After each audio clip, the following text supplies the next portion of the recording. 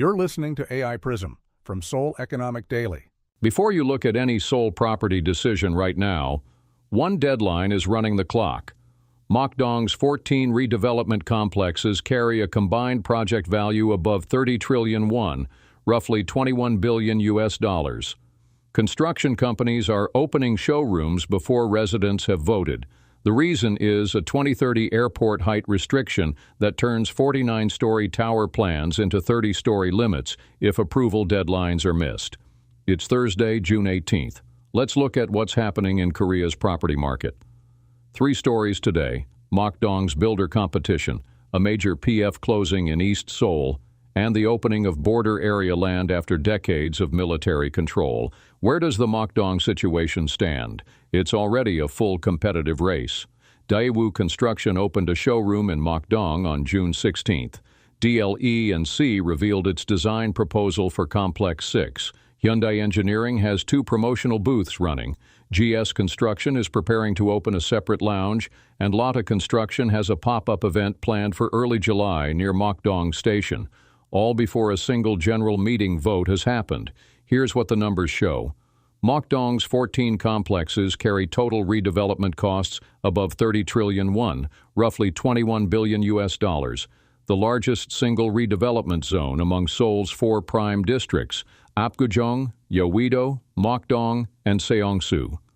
Development plans must receive project implementation authorization before November 2030, when ICAO airport height restriction changes tie Gimpo Airport approach paths to a 90-meter ceiling, roughly 30 floors, versus current proposals of 41 to 49 floors. DLE&C is going it alone on Complex 6. Their terms: DLE&C bid uncontested on Complex 6, proposing 1,577 units with Hangang and Anyang River views, plus financial terms including covering 50 billion won of construction cost inflation, providing loan-to-value financing up to 100% for relocation costs, and deferring owner payment obligations 4 years post-completion. Complex 6 holds a general meeting on June 26th to vote on the contractor, and there's a major financing close in eastern Seoul as well. Lotte Construction secured 350 billion won in project financing, approximately 250 million US dollars, for the Homeplus Dongdaemun site in Yeoncheon. This converts the project from bridge loan to full PF, enabling a 49-story mixed-use building with 417 residential units. General sales launch is scheduled for December. The deal reduces Lotte Construction's total contingent liabilities by 530 billion won from end 2025, bringing the total to 2.6236 trillion won, roughly $1.9 billion. They're targeting below 2.2 trillion won by year-end. That's the stabilization target. On a different front, the government announced a northward shift of Korea's civil control line, opening border area land in Paju, Yeoncheon, and Gangwon province to potential development. Some agricultural land near the southern limit line currently trades at 5,000 to 10,000, 1 per 3.3 square meters. If agricultural conversion or renewable energy development regulations follow, values could increase by multiples. That's a meaningful qualifier. The regulations have to follow. The area landowners and local officials are optimistic, but brokers on the ground are clear. This is expectation running ahead of policy.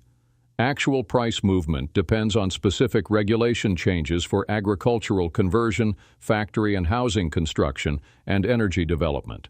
The governor-elect of Gangwon province has proposed a clean energy highway along the border region, solar and wind infrastructure, with revenues returned to local residents. That plan is still in proposal stage, so what does this mean for property investors? The Mokdong deadline is the most concrete near-term catalyst in Seoul redevelopment. The June 26 general meeting at Complex 6 is the first vote to watch, and the overall race will accelerate through 2028 as the 2030 authorization window narrows.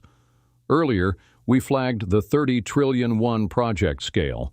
That number means Mokdong rivals some national infrastructure programs in capital deployment, which explains why every major builder is committing marketing resources before votes are scheduled. For investors monitoring border area land, the civil control line relaxation is a legitimate structural catalyst. But price movement requires specific regulatory follow-through on agricultural and energy conversion, which has not yet been confirmed. That's today's AI Prism, Real Estate.